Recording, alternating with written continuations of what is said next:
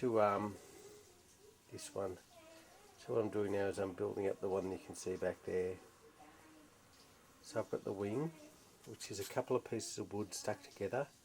Put some spars over the top to make them a bit stronger.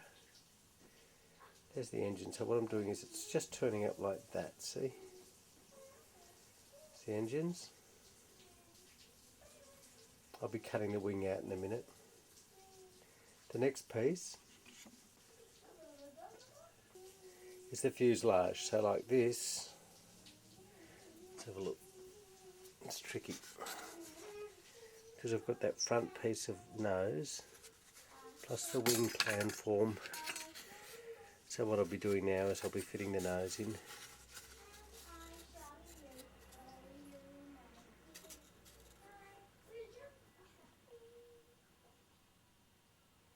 And then I'll be cutting off the wings there, so the nose is going in. Those wing engines are in. So what I'm going to do now is cut the front of the wing off, trim the wing down and stick the body in. What I might do is put the fuselage in first, or cut the wing, I'm not sure. Cut the wing maybe, because I've marked it out. So remember, this is just a couple of bits of balsa wood with some strengthening like spars. There's the engine. See how it's done in a sort of, it's done in a shape that goes down to a V, so that it looks like it's much bigger than it is, to get that angle. Okay, let's cut the wing off. I'm using a heavy base craft knife for this now, which is, you know, more this sort of knife. Okay.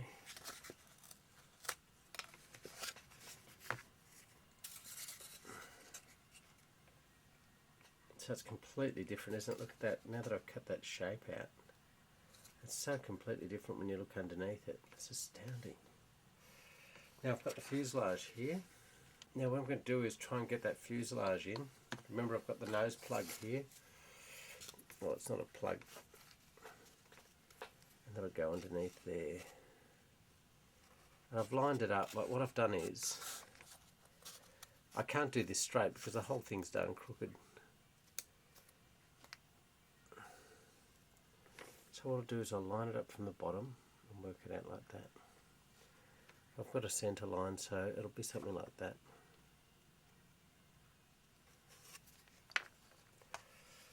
I need to put this bit in, I need to put that nose bit on, because the next thing I need to do is measure up the back of the fuselage.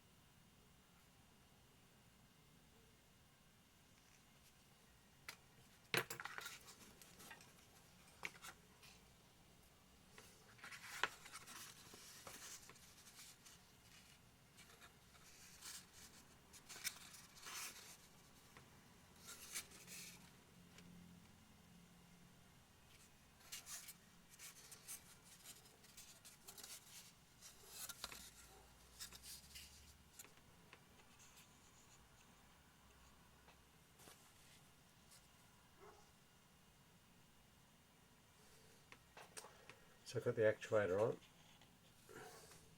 So here's one of those wonderful moments. Look at this. I've got the wing in, I've got the nose cone, I've got one engine pod, and I've carved the other engine pod. Guess what?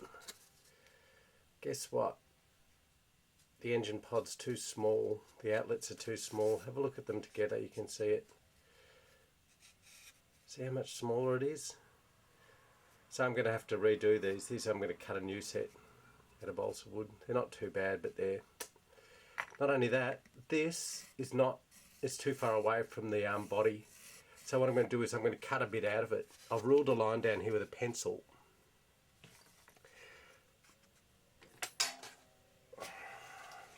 and now I'm going to cut it off. So what I'll do now is I'm going to cut a bit out of the wing and see if I can get it to close up to the right distance. So I'll use the engine pod I have to throw away. It's not so bad in a way because I've practiced how to make the engine pod. I didn't know before. So what I do is I just cut a bit out of it now.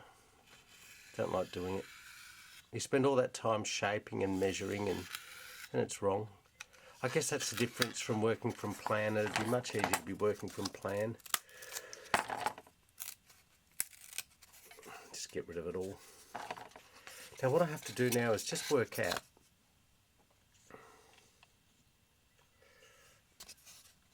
I've got to work out how much I've got to close it up. So let's just raise this up a bit.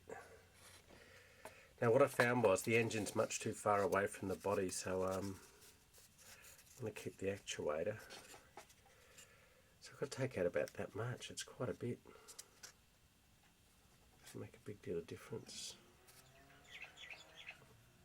So what I'll do is, see the overlap there? That's what I'm going to take out. Just got to make sure the angle's correct though, because I need that downward angle. So I've worked out the overlap. I'll pencil off the piece I have to cut off. You can see there's a bit of a discrepancy here. I'm going to have to fill that gap up there when I cut it off. It's alright. Once again, use the steel ruler. Once again, use the steel ruler. So sometimes things go terribly wrong. I mean, I guess every time I start one of these things, it's new territory. And it does slow you down. And last night, when I'd finished off and realised that everything was too short, I thought I'm not going to do this now because I might make mistakes. So I just went to bed rather than muck it up, because now I feel a bit more confident. Strange. But there you go. The angle's fine. So what I'll do now is I'll put those bits together, glue it and stick a new piece in on the tip. So I'll stick a new piece in here. I'll square that off. What I do now is I'll step off the length of the engine pod off the one that's mucked up. So I pick the length, step off the length onto the block of wood, draw it off onto the wood, get the width of the engine pod. Something wrong with this lighting, something terrible. It's all bleached out. Don't know what's happening to it. Width of the engine pod, I'll take it off this because it looks right. So I step that off. So I just move all those dimensions off onto the wood, okay? Now what I'll do is, I hate this bit because it never works.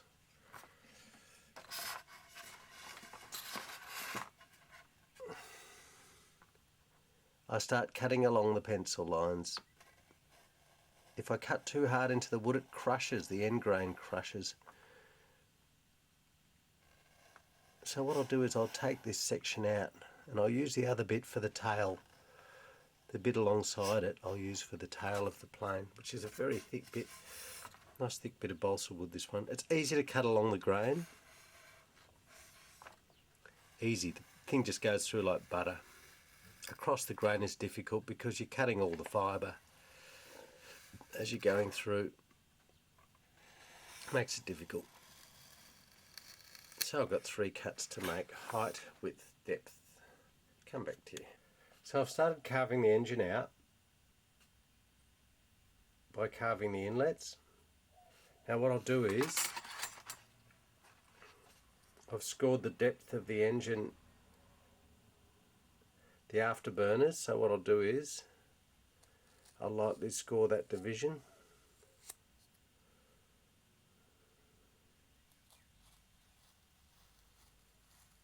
Like that. And now I'm going to shape the nozzles on the burners. So I thought I'd do the interiors first.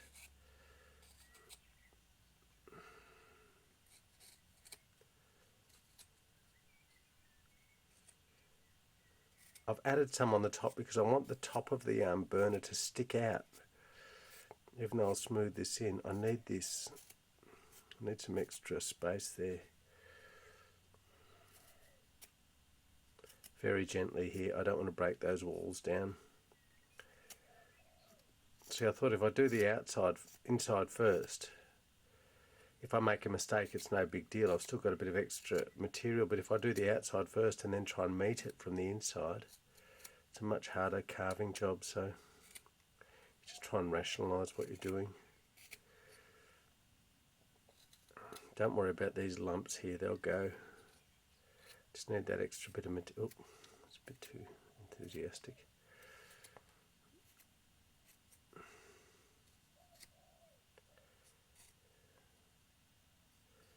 I need that to come down like that. I need that extra material there.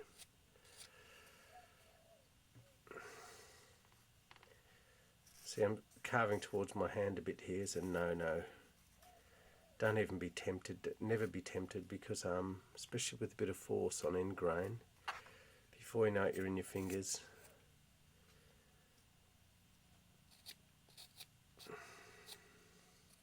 Same thing, what I'll do here is there's a slight rounding on the where the afterburner meets the nasal. It's ever so slightly lower, so what I do is I just carve down to that cut I've made here. See how many cut there?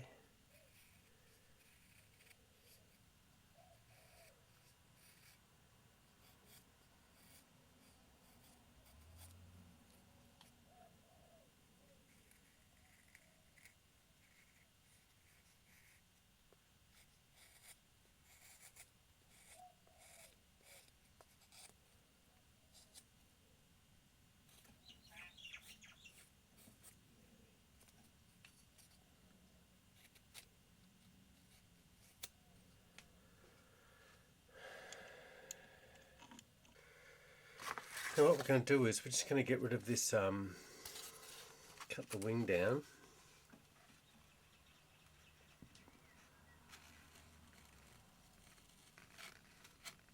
Which is important. Oops. Ugly. Important. So let's just have a look at that.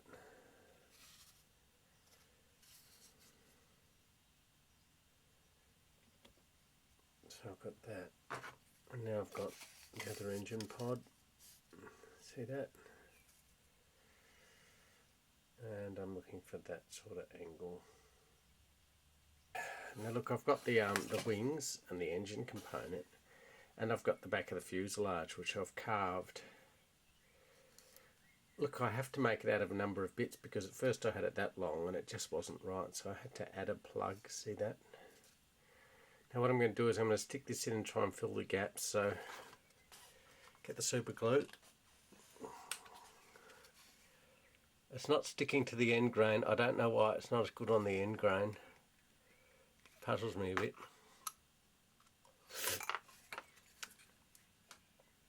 And there's not much, it's not a very solid connection here, but you know, we'll just go with that.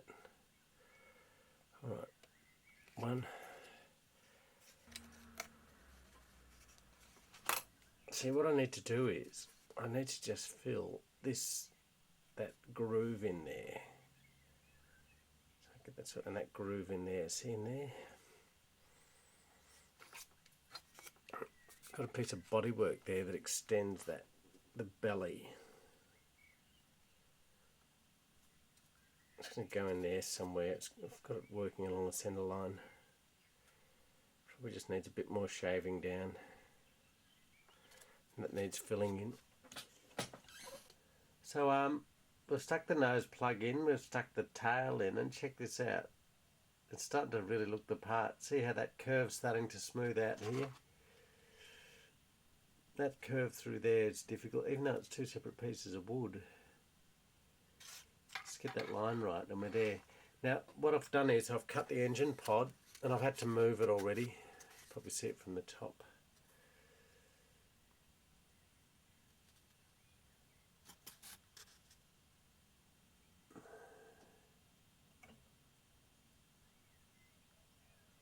So I had to move the pod anyway. So that's going on. Now let's have a look. You can see it kind of lining up. Isn't that gorgeous? It's really got that dynamic. So I think I could probably stick the engine pod on, but it's too big, it's sticking out too far, so I'm going to have to cut it down. I don't want to do it because I've shaped it completely, but we'll go with it. So what I'll do is I'll put the pod down here and have a bit of a chop at it, as usual. Lots of sandpaper, I've been sanding away. Don't like to keep the camera on while I'm sanding, it's making the camera really dusty. So I have to cut it down to about there.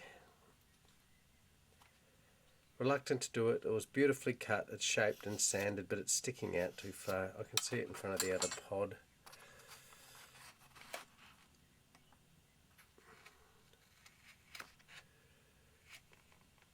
So I'll just cut that off. Bit of a shame, still. Such a waste. That's the trouble with these oblique views, because look at this thing from the wrong angle. It's just berserk, completely out of control. But from the right angle, it's just marvellous.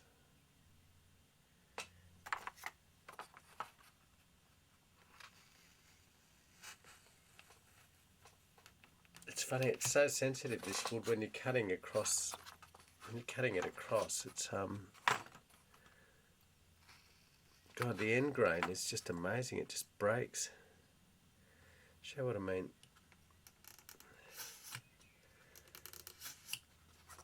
By end grain, I mean there's a sort of, in each piece of wood, the grain is, you can see the fibres. Look, see this break? You can see how it breaks that way. That's the way the grain runs, because you can see the fibre there. If you try and cut across it, what happens? You chop those things, and it kind of breaks. See, like that? See how it's kind of broken? Sometimes it's much worse than that. Look at this one up here in the back there. That's been cut and it's just chops through it, so I have to go really, have to show a lot of patience when I'm cutting through, otherwise it just, I don't know, ruins the fibres or something, I don't know. See, there you go. Not bad. Not bad at all. Okay, so what I'm going to do now is, it's good. What I'll do is, just cut it down like that.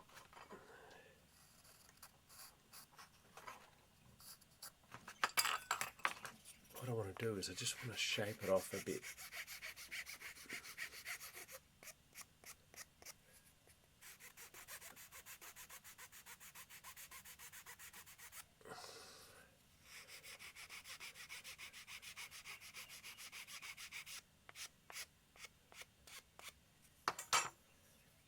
Fiasco.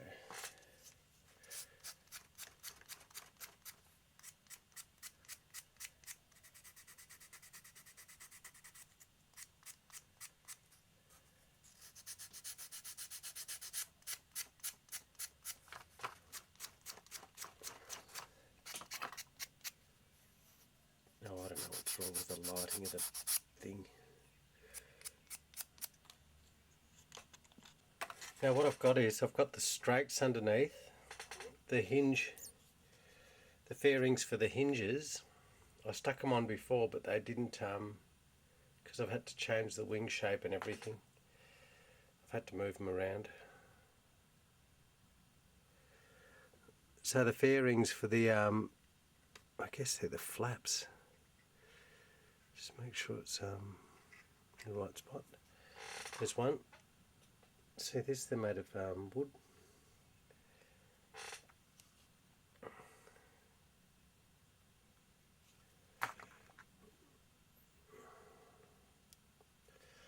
I keep sticking my fingers to the pieces at the moment, which is a real hassle.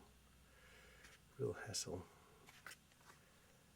These are crazy because they just don't slide, they just sit there. You stick things down with this glue and it just sits there. So they're the fairings for the flap hinges that have the actuators in there. We're going to stick the lot on now. Let's stick the engine on. I can't see any more point to leaving it off anymore. Let's see if I can get it on, and then we can start working on things. And I'll spray paint the whole lot. Then I'll stick some strakes, the strakes on the front. Well, it might be a reason for leaving this off, but I'm going to put it on anyway. It's a totally different glue to anything I've used. There's no slide at all. You've got to get it down and put it on. That's it. It's astounding. Let's just lift this up a bit so you can get a good look at that. Yeah, it's good. Now I'll put some strakes on the bottom. Okay, we've got all our bits and pieces on. What I'm going to do is put a good thick coat of undercoat on it. It usually shows me what I've forgotten, or shows me the imperfections. So what I try and do is I try and get paint in all over the place. I haven't thinned it down, it's very thick. It's kind of gummy. Oh.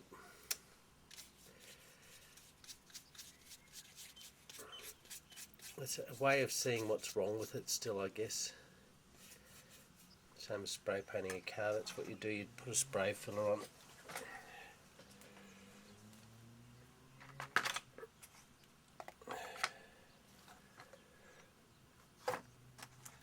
It's very warm today, which you can't see, but it's making the filler go like putty. It just sticks. I can't keep painting it.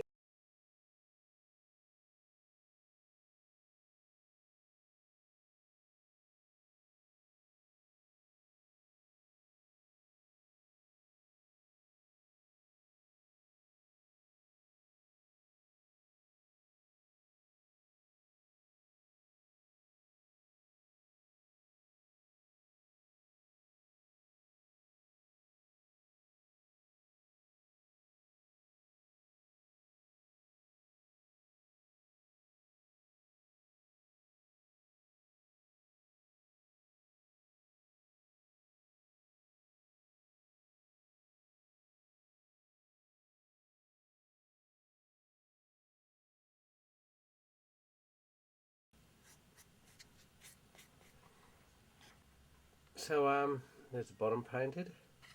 It's pretty scummy at the moment. You can actually see it's a bit furry and hairy. But we see it's just a bit sort of not good. But that's okay. I'll just let this dry and I'll give it a good sand, and then I'll stick another coat on it in just a moment. It's hot today, so that'll be dry in no time. A bit too hot maybe. Okay, what I'm going to do is I'm just going to paint in the engines. So I'll start with a bit of black. Paint the backs in. Pure black in the backs. I'll come back here and put the light in later. I just want black in there for the moment. This is the best fun. Now remember, there's different sorts. I use different approaches to do these engines. One lot was carved out of balsa wood, the other one was made out of paper card. The balsa wood was much easier. I keep trying to find ways to speed things up, but in the end, you know, it's just...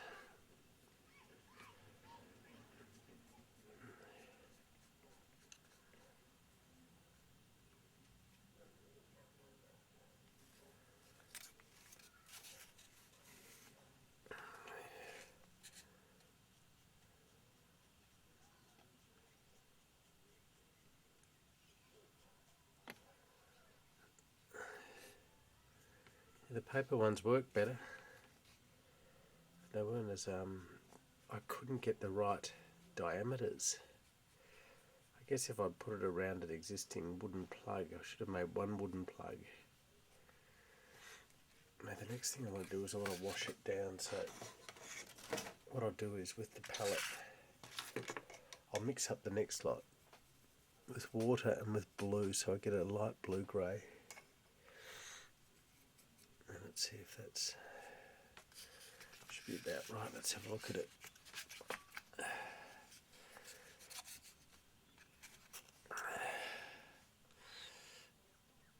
I love this about Concorde. Half the engines are just hanging out under the wings, maybe to get cooling.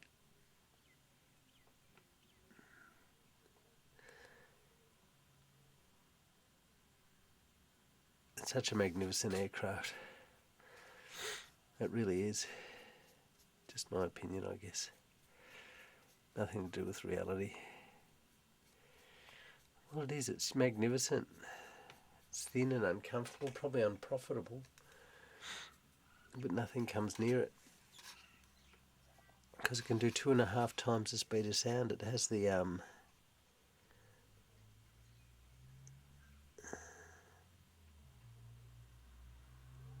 sort of technology that's usually only reserved for military aircraft.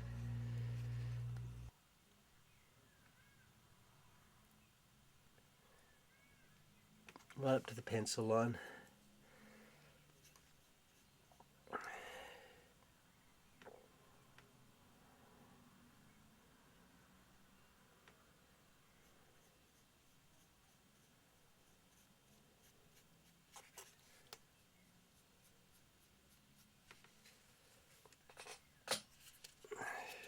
Brute power. Piles of it. It's very beautiful. It's such a gorgeous thing.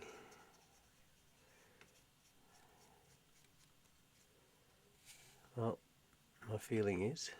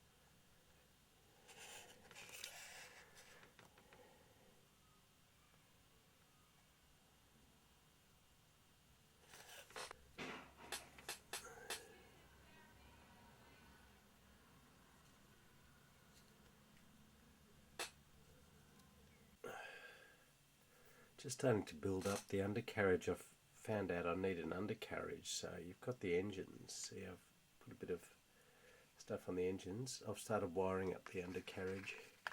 Okay, spot the mistake. You can probably see it if I turn it over to the correct angle. Do we see how big the engines are? And do we see how small what is? Look. Even though I've put a lot of work into these bogies, they're just not right. So what I've had to do is rebuild this. I changed construction. The wire wasn't working. It was taking much too long to hold the bits on. So what I've done is I've used some plastic from an old model. I bought some second-hand models from shops that aren't perfect, but what I do get is the stuff that sticks, that the parts are stuck on. What I've done is I've rounded that off. Well, I'll show you now. The wheels are just wood. Look at this. Drawn out with a compass. But we'll get there. So what I'll do is I'll put a bit of filler on the wheels so that I can sand them off lightly. But it's a much stronger construction. That one, the one on underneath the plane hasn't worked well at all. Okay, so what I'm going to do is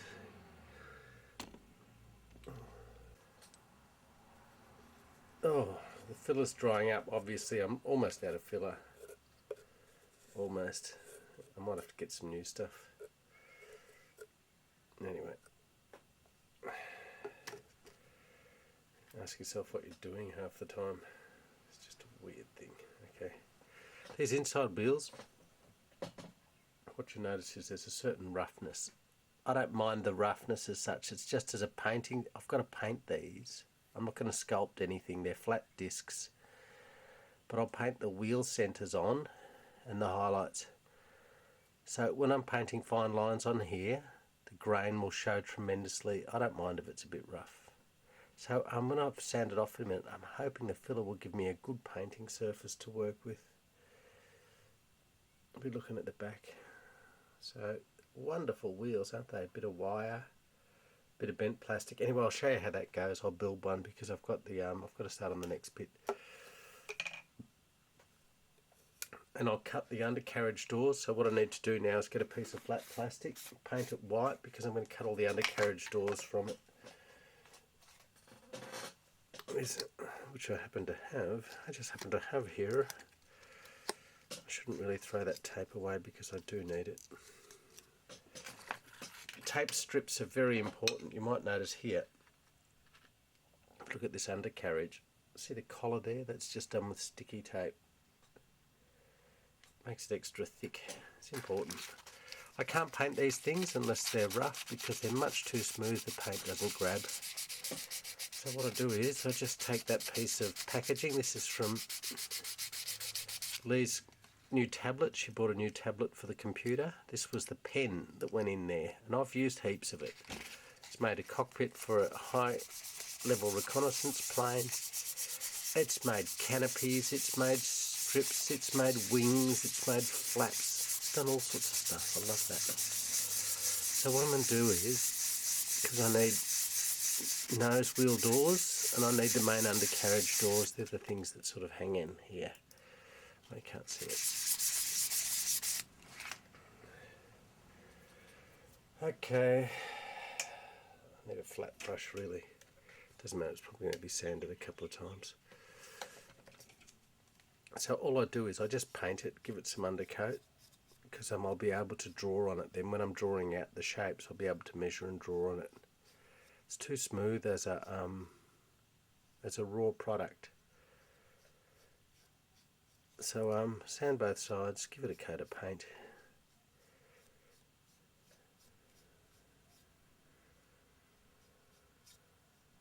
That should do. Okay. You probably realise that what I need to do is I need to do this in stages. So what I've got is I've got a hexagonal pattern sprue. That's that piece of plastic. So what I have to do is I have to make it smooth and round, which sounds like a drag. But I was looking at wire, and the advantage was with the plastic I can drill into it to locate, to anchor my pieces, which makes it much stronger. And the gauge wire that I saw wasn't correct, so it was just either too thick or too thin, and that's what's happened with the wing. I've built it around the existing wire thickness and it was the wrong thing to do. Basically I should have just spent a moment just trimming down and narrowing down a piece of sprue like this, because it's given me a lot of advantages, and actually it was much quicker in the end. Making that second undercarriage leg, the modified one, was much quicker than making the wire one, because it was a real stress.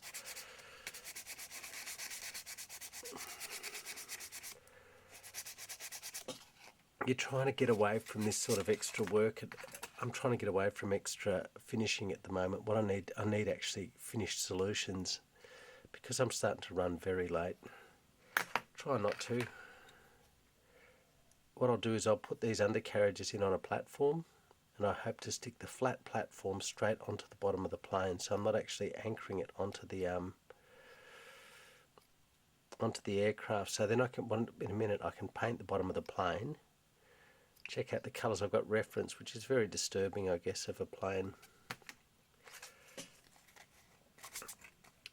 Of a Concorde at Ferté in Paris catching alight, which is just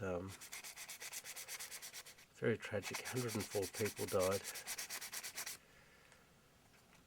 But look, I do think from the aviation industry, like no other industry almost, they do strive to learn from each tragedy, you know, like. So look, I've used that structure to hold the wheels in. I'm going to paint those in a minute, but what I'll show you this bit here, which is quite fascinating.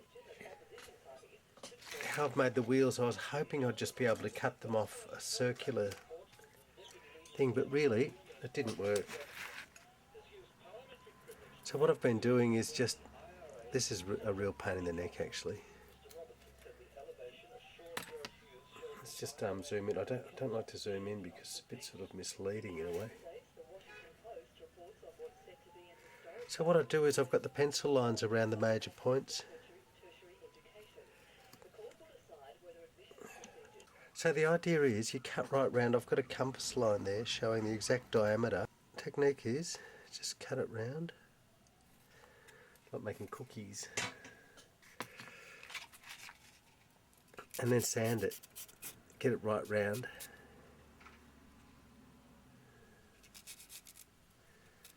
Not like a 50-cent piece, you've got to make sure those wheels look round.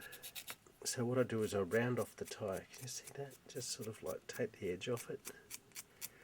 The balsa wood is not suited for this, I don't think, because the grain chips. As soon as I paint it, it gets very, very fibrous. I wish I had spray filler. If I had it, I'd be using spray undercoat on everything at the moment. But I'm finding now I'm just going to have to economise a bit on some things. Maybe I'll just go and get some, because it means what will happen is I won't get these. When I put the water-based primer on this stuff, it makes the wood go all furry and ridgy. So you sand it like crazy, and then you put the undercoat on it, it goes all furry. No good at all. Okay, so that's sort of like the general sort of, got the 50-cent piece wheel. Have to hide that bit, it's a bit flat. So same again, cut each of those wheels, there they are.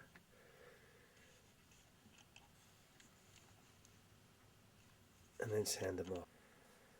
Now I've got the undercarriage door on, see this? Put that door on, glued it at the base. I've got a small retention strut there, hard to see. Yeah, you can see it there, about there. I haven't glued it yet on the top, so what I can do is I can lift it up.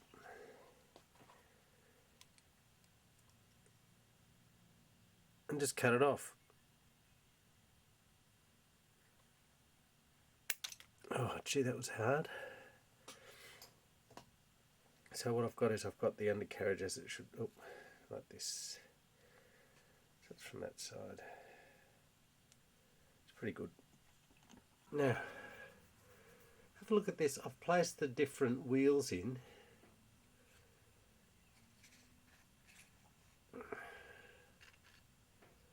See the difference? I'm not sure about the nose wheel yet,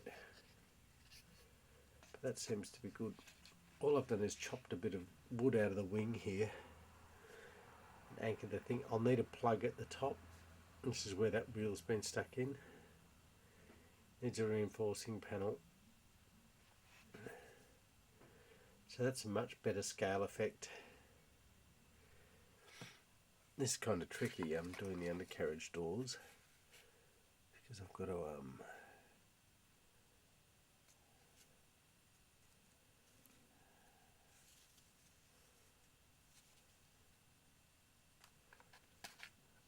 undercarriage doors like that.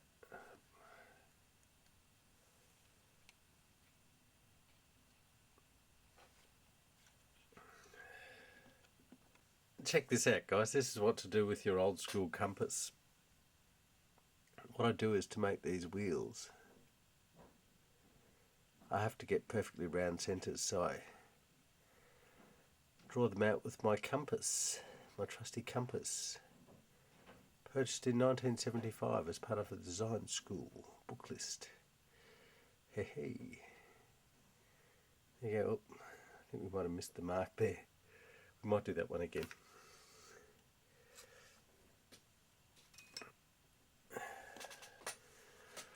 I just want to show you some progress on the bogies. Look, first thing I've done is I've just painted that top section. I'm using the reference. I found a reference photo. This one, I'll drop the wheel cover off it, but I can show you the other one. That's now got most of the undercarriage painted. Now if I spin it round,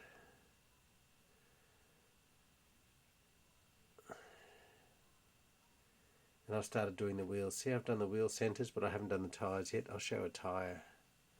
See, that looks much more realistic. See how one tyre's done and the rest is still... So here's the one with the wheel cover on. Doors inside. Oleo strut. That's a lovely thing. I have a reference here. I'm using this as reference, and I'm going to be painting the background. Now I've got a frame to suspend the aircraft in. The frame's going around like that. So that frame will go around the top like a proscenium arch. It's like the arch of a theatre, and that's what's going to hang the plane. So that's sort of separate. That's what the plane will hang on. Here's my little fellow. The lighting's wrong. Oh, that's much better. God, have a look at that. So the angle's something like this.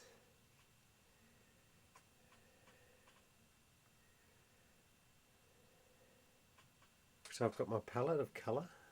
Greens, yellow, red, purple, blues. Okay. What I'm going to do is I'm just going to start brushing in. I'm adding a lot of grey to the paint. So let's see if I can just get it to sort of...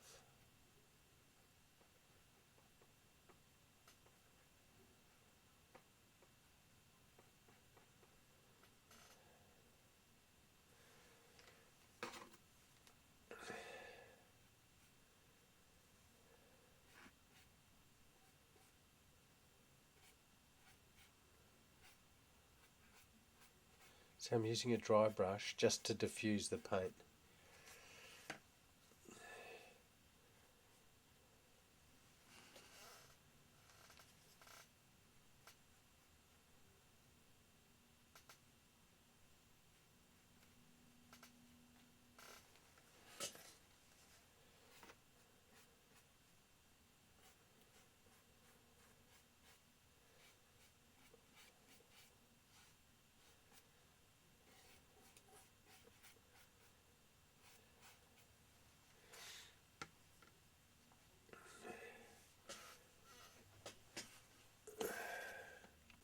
Now here's the runniest paint I've got. It always causes me a bit of trouble, this one. I've got to use it for this section. It's ochre. I'll put it over with the yellow, except I know it'll just run like mad. It's got no coverage either. It's a shocking paint. But a good colour. Quality of the paint matters a lot. A lot of people advise you to use only artists' quality paints. I'm not sure that's necessary, but they are better. I tend to want to use, I don't know, I've got a combination of things from different sources. That's nice though.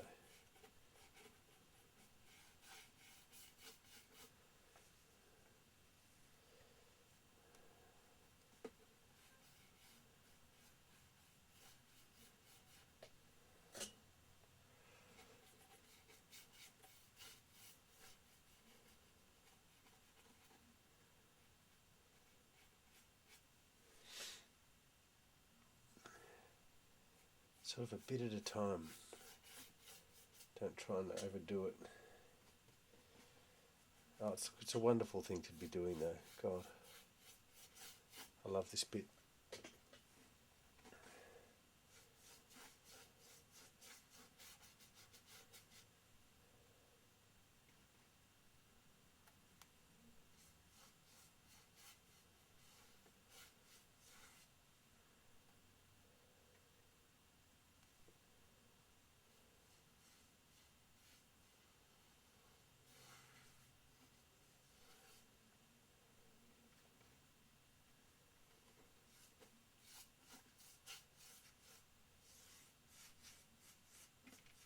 Good mixture of...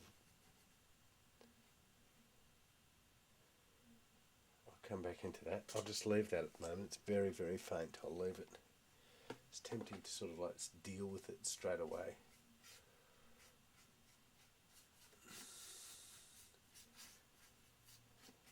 So there's my background. Look at that.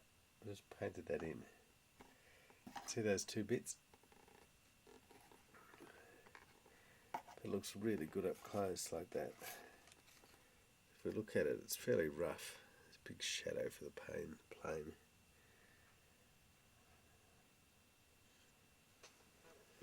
So I've got that, but mostly it's about this, of course, isn't it? So something like that. Right back here. Out there.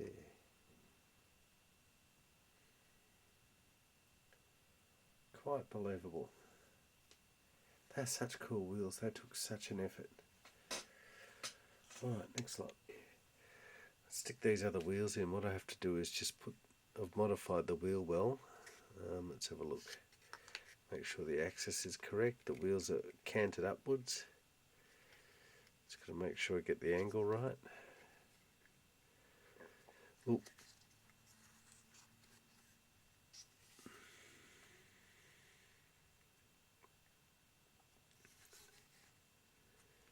Okay, so I've got to cut it in there.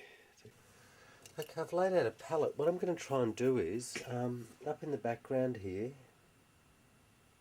I've got the reference for the flames up here. What I'm going to try and do is recreate them in three-dimensional pieces of plastic. It's a bit difficult, but I'm going to try and paint them. So I'll start from the edge out and I'll work in. Now the idea is to get a three-dimensional surface.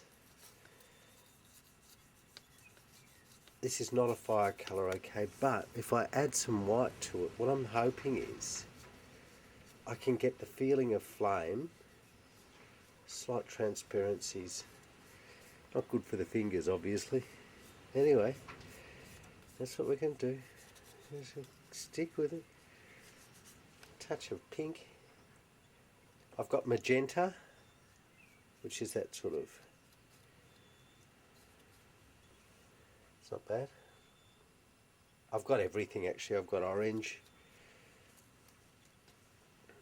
I need that slightly transparent look. And I've got brown because I think brown is a much overlooked quantity when you're doing flame.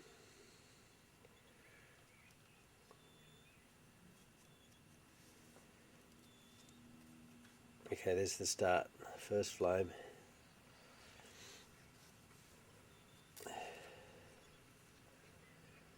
More yellow.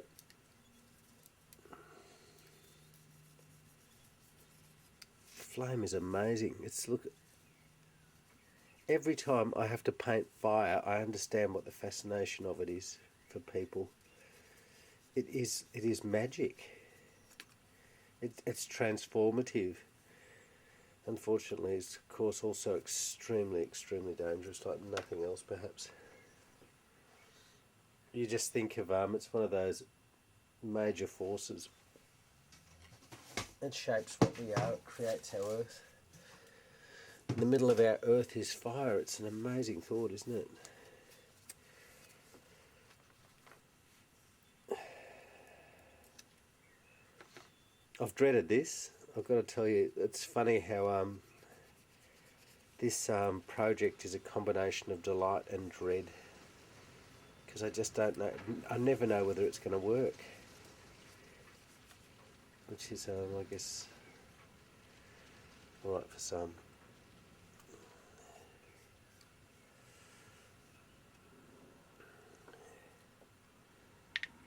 So like that.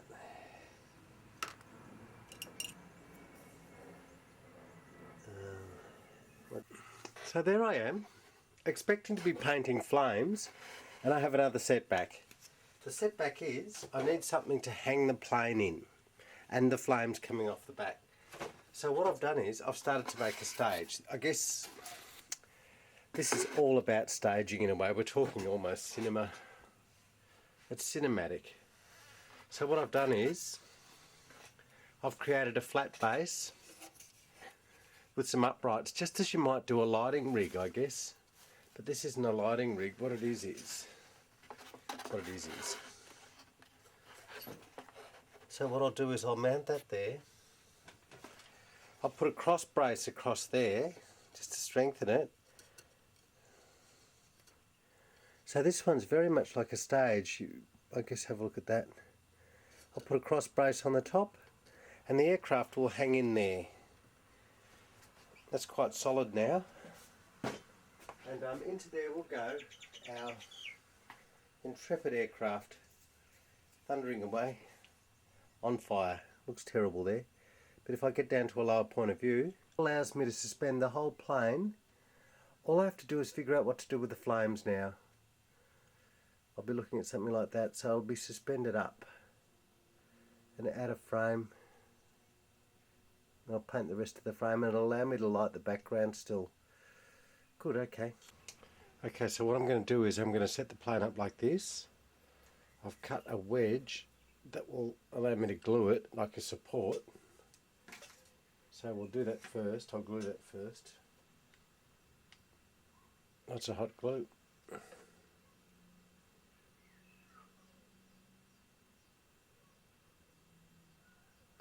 One support. Can I see my arm? Okay. What I've done is I've put a wire in on the end panel. I've got the nose up. What I'll try and do now is hot wax. It's not perfect. That hot wax, a glue would be better, but I need it to be able to squish around a bit so I can adjust it while it's drying.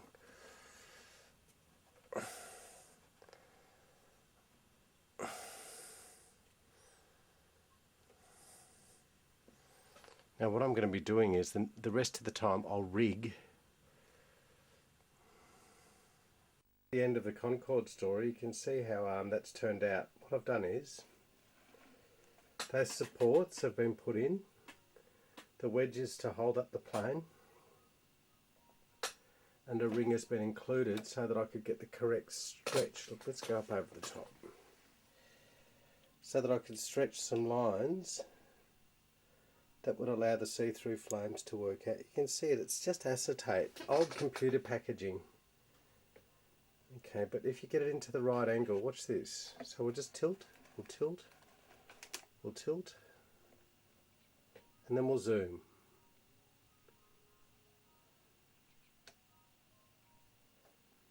Watch.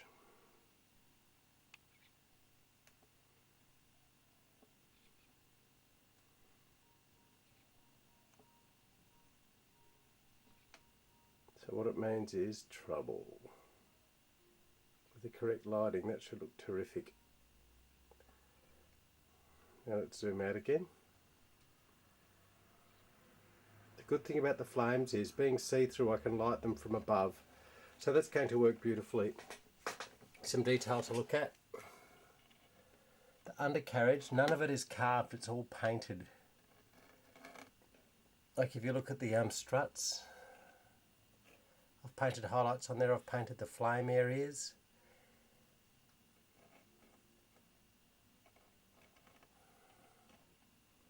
So a lot of it's painted.